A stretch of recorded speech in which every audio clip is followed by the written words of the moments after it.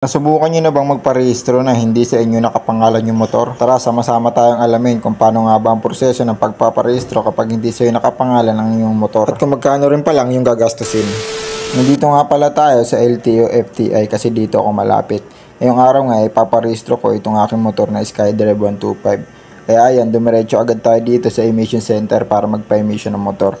Ang requirements nga lang pala dito pag magpapa-emission ka ay ang Xerox o RCR lang. And then after nyan, syempre, ibibigay mo lang yan dyan at magbabayad ka lang ng 600 pesos. Yun nga pala ang binayaran ko dito sa emission, 600 pesos. Hindi nga pala lahat ng nag-i-emission ay pare-pareho ng presyo. Kung gusto nyo nga pala makamura, maghanap kayo ng mga emission center na meron dyan sa mga Google Maps. I-search nyo lang emission center kung saan may malapit sa inyo para makamura kayo. After nga nyan, ito nga, nakuha ko na nga pala yung result ng emission ko. Ang next ko ang gagawin dito is magpapa-insurance ako. Pupunta nga pala ako sa Cebuana para magpa-insurance. Nga pala, kung may mga plaka na pala yung mga motor nyo, pwede nga pala kayo magpa-insurance ng inyong mga motor sa Cebuana. At ayan, nandito na nga pala ako sa Cebuana. Sa kasamaang palad nga, hindi tinanggap yung aking ORCR. Kasi ang sabi daw ng babae dito, isang tinatanggap daw nila ay yung mga papel na sa inyo na nakapangalan. Dati naman, tinanggap nila yung papel ko dito kahit hindi sa akin nakapangalan. Hindi ko lang alam kung bakit ganun. Kaya ang ginawa ko, bumalik na lang ako sa LTO para doon nila magpa-insurance. Ayun nga lang, medyo mas mahal.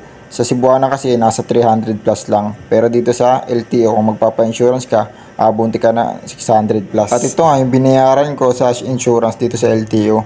Nagbayad nga pala ako ng 680 para sa insurance. And after nyan, nagpa-inspect naman ako ng motor dito sa inspection. Sa inspection nga pala guys, ipapasa nyo lang yung papel nyo dyan sa may table. And after nyan, i-check nila yung motor nyo kung all workings ba. Ilaw, busina, lahat ng dapat all workings pagdating sa motor nyo. Ngayon nga lang, nagka-problema nga lang yun sa akin kasi yung lens ko may basag. Kung may mga lens, yung mga lens nyo pala ay may basag, hindi nga pala i-register ng LTO yan. Kaya ang ginawa ko is nanghiram muna ako ng lens sa mga kaibigan ko para maparehistro ko tong motor ko. And after nyan, bumalik na rin ako. At ayan, okay na nga, pasado na. At pumasok na nga pala ako dito sa opisina para iparehistro tong motor ko. Pagpasok mo nga ng LTO is tanungin mo na lang sa gwardiya kung saan mo iaabot yung papel mo para sa pagpaparehistro. Tapos ituturo na lang yun ng gwardiya. And after nyan, mag-aantay ka na lang ng mga ilang minuto hanggang sa tawagin yung pangalan mo. Nga pala guys, ang tatawagin nga pala dyan is yung pangalan na nakalagay doon sa papel mo. Kung sa iyo man nakapangalan yung papel mo, ay yung pangalan mo yung tatawagin. Pero kung hindi, yung nakalagay doon sa papel mo ang tatawagin. Kaya dapat aware ka. At ayan, finally mga ilang minuto lang is tinawag na rin yung pangalan na nakalagay doon sa papel ko. Nagbayad nga lang pala ako dyan ng 376 pesos. Kaya nga pala 376 pesos kasi may penalty na yung motor ko at isang buwan na siyang expired.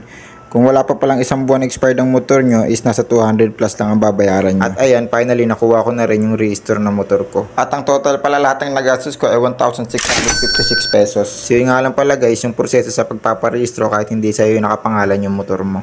So yun lamang guys, thank you for watching. Peace out, bye bye.